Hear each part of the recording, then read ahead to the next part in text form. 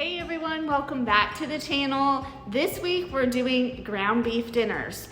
I know sometimes we get stuck in our rut of what's for dinner, what are we gonna cook, what are we gonna make. Ground beef is usually a staple in most of our homes, so I thought I'd share some different ideas for you that you might be able to prepare in your kitchen. All of these are super easy and very family friendly. So let's go ahead and get started. These Big Mac sliders are a delicious family-friendly option, and there's a couple different ways you can do this.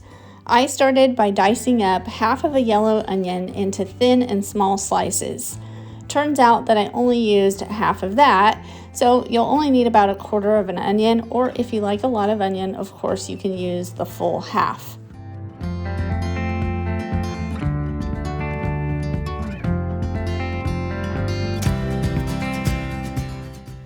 I used a 9x13 dish and I added in my pound of ground beef and a little salt and pepper with some of those diced onions.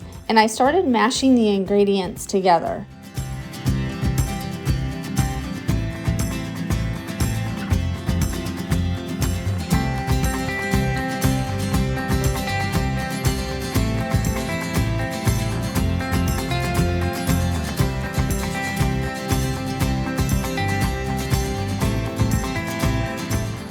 Once I had everything pretty well mashed in, I started flattening the meat out into my pan.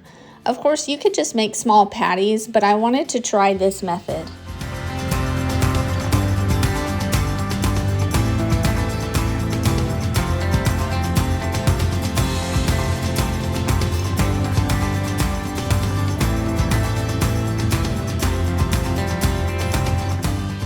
I wasn't sure if my meat was spread out to the correct size, so I brought out my Hawaiian rolls and used that as a template for how wide the meat needed to be spread in the pan.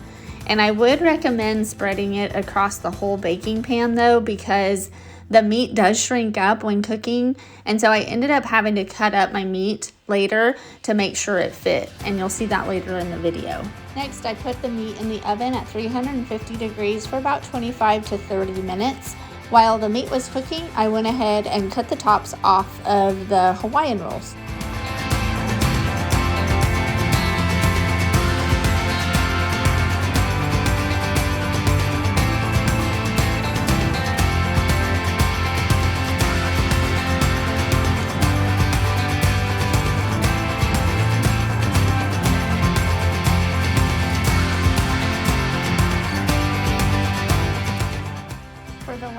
Process, I'm just using some Great Value brand Thousand Island dressing and then some shredded lettuce. Next, I added on my beef patties that, like I said, I did have to cut them a little bit to make sure that they all fit and that there was plenty of meat on each of the sliders, followed by some sliced cheddar cheese and some sliced pickles.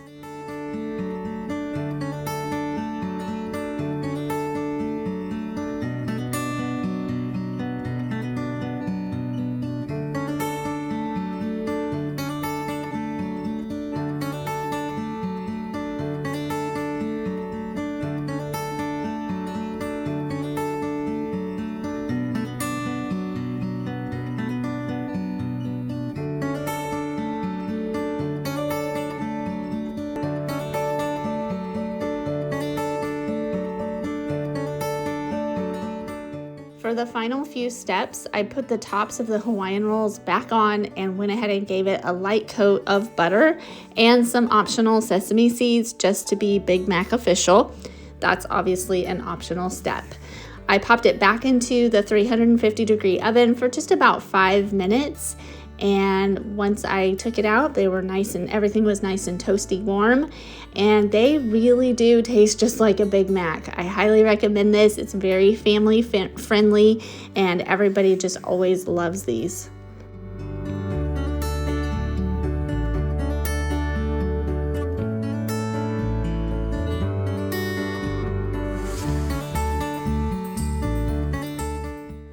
Next, we're making up a delicious Tater Tot Casserole.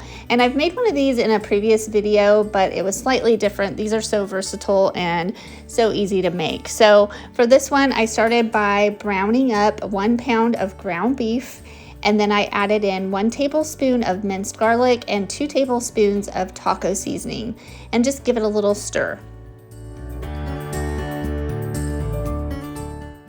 Next, I'm adding in 1 can of cheddar cheese soup and a can of drained green beans. Now this is where you could totally change it up. You could use any cream of type of soup that you enjoy, and of course you could change up the veggies as well.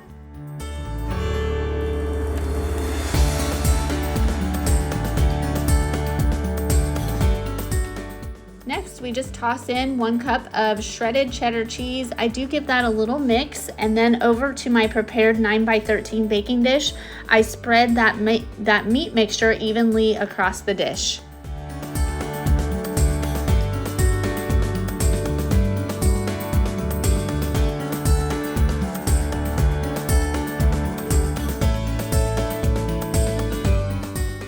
I have a huge bag of tater tots, so I just kind of poured them in there and spread them out the best I could.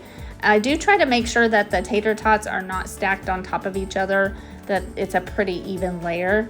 And finally, I topped with an additional cup of cheese and popped it into a 350-degree oven for about 25 minutes. You can't go wrong with a tater tot casserole. This one is really foolproof, and it allows you to use whatever canned veggies you have or frozen veggies in your freezer.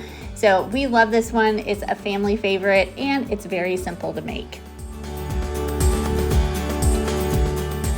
Next, we're making this super delicious and very simple hot beef sandwich. So I start over at my stove by spraying my pan with a little avocado oil and browning up my 1 pound of ground beef. I've added in 1/4 of a yellow onion diced small and 2 tablespoons of Montreal steak seasoning.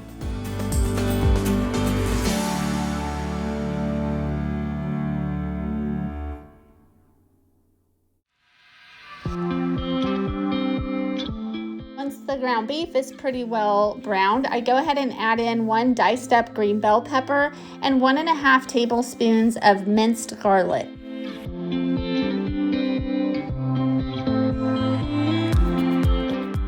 To give this a little bit of a creamy texture, we're adding in 1 can of cream of mushroom soup and 1.5 teaspoons of Worcestershire sauce.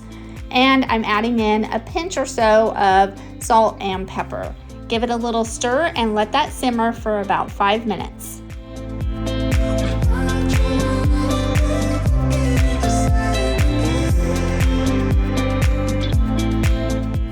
Now, if your family likes things a little spicy like we do, this is totally optional, but you can add in about 1 or 2 tablespoons of sriracha sauce just to kick it up a little bit. And finally, top with 1.5 cups of shredded cheddar cheese.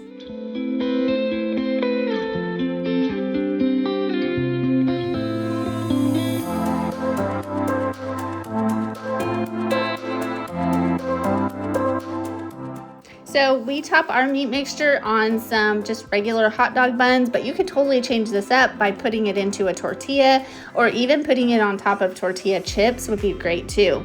We love this. It's a very hearty, tasty meal, and the best part about it for me is that it's 1 skillet, which means less mess to clean up.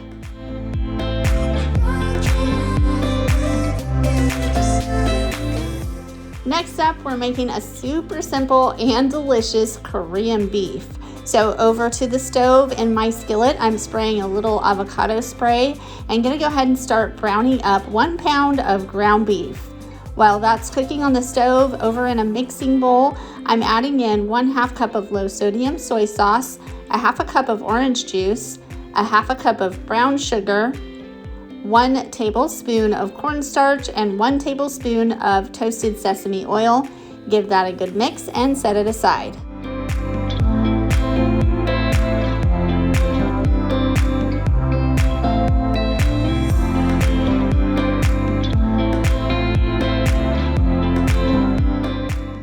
Once the ground beef has had a chance to get nice and brown, I'm adding in 3 tablespoons of garlic and stirring that around, letting it cook for about 1 minute.